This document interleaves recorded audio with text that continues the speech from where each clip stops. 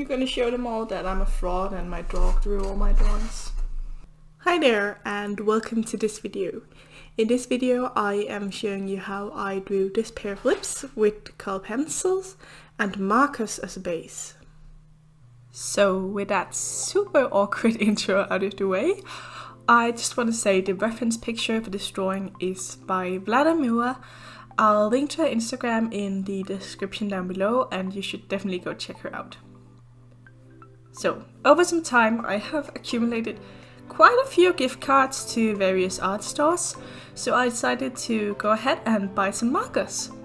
As you probably all know, markers aren't all that cheap, especially if you want them to have a brush end and not just a bullet nib. The markers I'm using in this video is the Stylefile markers, and they have a chisel and a brush end. I've seen some people using markers as a base for color pencils, so of course I had to try it out for myself.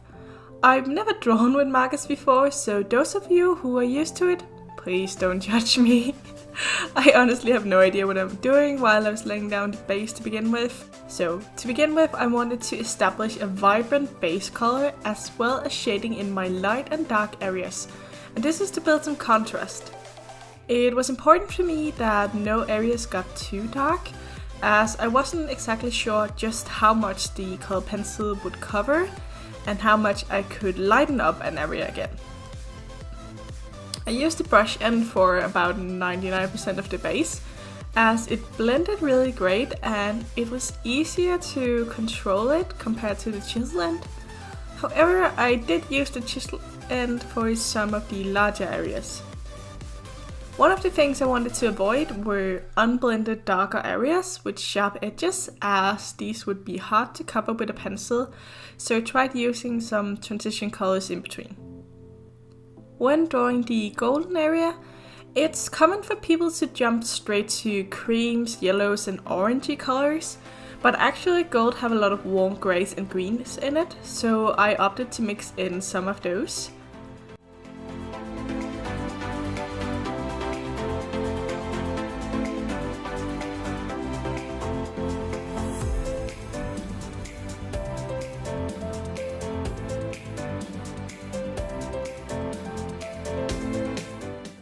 When drawing the blue part of the lip, I focused on the shape of the lip itself and getting all the little crinkles in it just right, because this will help achieve much more of a difference between the golden metallic lip glossy look and the matte lipstick the blue has.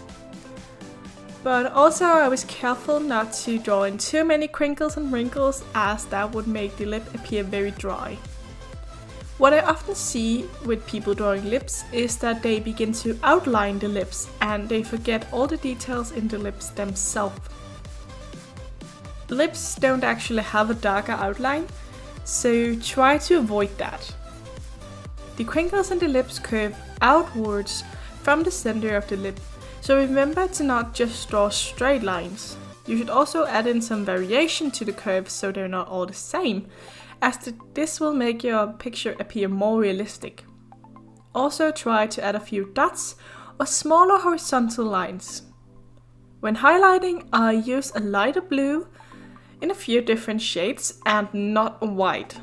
I don't want my colors to be washed out or appear milky, which white pencils can have a tendency to do.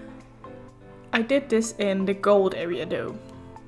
In my darkest areas, I mixed in some purples and a black along with the blue shades to make it appear even darker. As always, remember to look at your reference photo and follow it closely instead of just going from memory.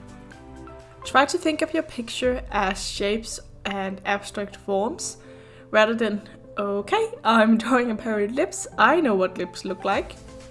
This will help you to more accurately depict your reference.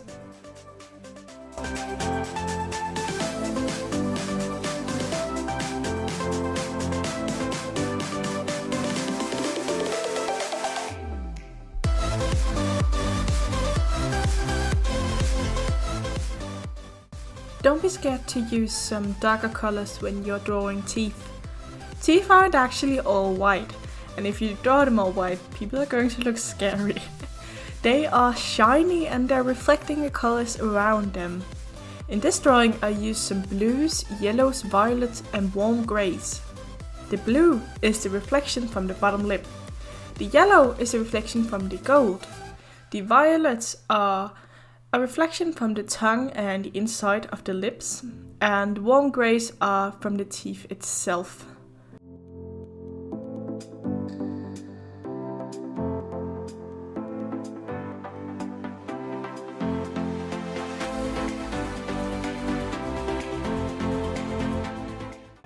And here I did burnish with a white because the milky film that appears when you do that fits perfectly when drawing teeth. Also remember that teeth are placed in a curved line, so the outer teeth will appear darker and more shaded as they are further back in the mouth. To add in some shiny highlights to make the teeth look wet, I used a white Molotow pen.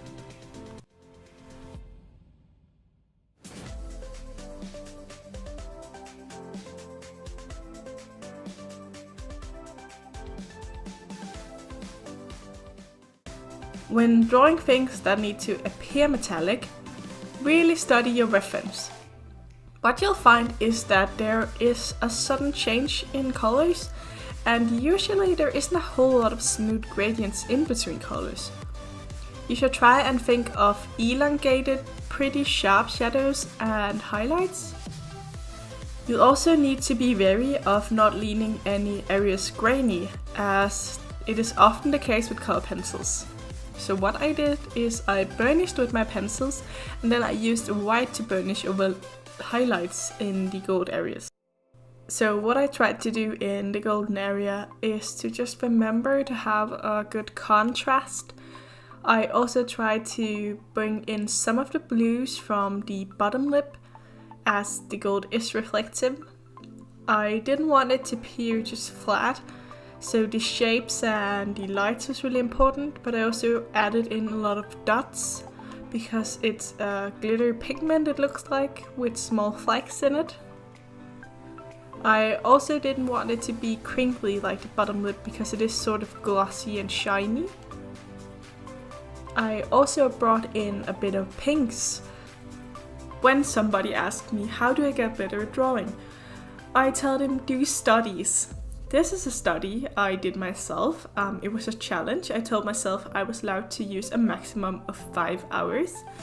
I feel setting a time limit is something that's really helpful, for me at least, to force myself to look more at shapes, values, contrast, colors, more than small details.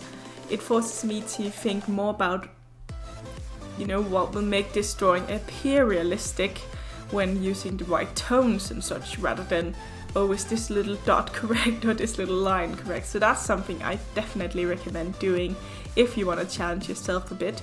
Also, I feel like it helps speed up my drawing process overall because I am forced to look at where will I spend my time. So yeah, definitely recommend that. The marker base helped me to speed up the process and also really achieve some vibrant colors easily. I really love the look on especially the blue part of the lip as it looks very vibrant, and yeah, I'm just really happy with it. I find that you could pretty easily cover the markers and correct potential mistakes you had made.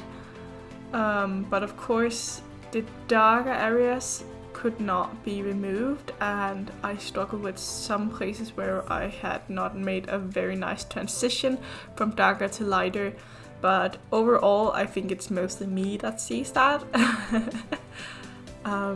So yeah, it was really great. I did feel like it changed the texture of the paper. That was something I was very worried about, not being able to lay enough pigment over, as I tried using watercolor as a base before. And when I did that, I felt like the texture had been changed and the pigment wouldn't lay down as well, and also I couldn't achieve that many layers. I didn't struggle with that here at all. It was actually as if I didn't have anything underneath at all, so that's a big plus for me. It was really fun to try something quite different than what I'm used to, and also with very different colors than what I normally do. I have drawn a reference picture from Let It Moor before. I'll leave a link so that you can go check that out if you want.